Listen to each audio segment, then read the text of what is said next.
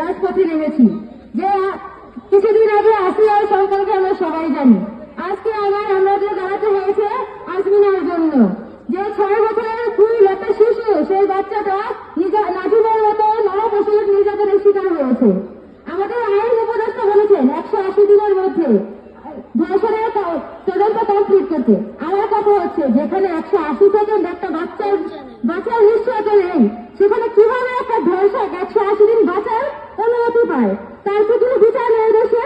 বাংলাদেশের আইন ব্যবস্থা এতটাই নর্মাল যে ধর্ষকরা বারবার পার পেয়ে যাচ্ছে। এতে দিন দিন তাদের আস্থা দিয়ে তাদের মাথায় তোলা হচ্ছে। আমার মনে হয় এদের যদি সঠিক বিচার না করা হয়, কালকে আমি কিছুদিন পরে আমার বোন, তারা প্রত্যেকটা ঘরে ঘরে একটা নিয়ে ধর্ষণের শিকার হবে। যে এই স্বাধীন বাংলাদেশে কোন স্বাধীনতায় বসবাস করবে, কোন নিশ্চয়তায়, কিসের ভিত্তিতে? আমরা চাই এই ধর্ষক নাজিম সহ যত ধর্ষক আছে তাদের একটাই বিচার, ফাঁসি চাই। যদি আপনারা বিচার করতে না পারেন, আমাদের নিজেদের হাতে তুলে নেন, আমরা নিজের হাতে তাদের বিচার করবো। তাহলে হ্যাঁ, তাহলে দুর্নীতি মুচড়ে ফেলে দেবো। আর একটা বোন ধর্ষিত হোক আমরা চাই না। আপনারা হয় বিচার করুন, না হলে আমাদের হাতে দিন।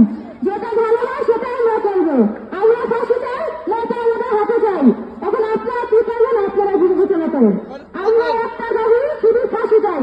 এই নিজের মতো মানুষ এখানে যারা প্রতিবাদ করতে যায় তাদেরও হাত করে কোন সাহসে অবশ্যই আইন ব্যবস্থা নর্মাল অবস্থার জন্য সেটা আইন ব্যবস্থা নর্মাল থাকবে।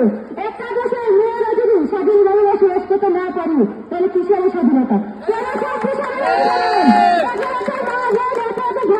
কিসের জন্য জীবন দিল? যদি 24 বাংলার পরে আমরা স্বাধীনভাবে হাঁটাচলা করতে না পারি, একটা সিন্ধু জায়গায় এত বড় সরে তুলে দেয়, 6 বছরের বাচ্চার গায়ে হাত দেয়, এর কি ভাষা মাহিন নাই? কেন তারা এত বড় সরদার? তার বিচার ব্যবস্থা, একমাত্র বিচার ব্যবস্থা আজকে নর্মাল হলো।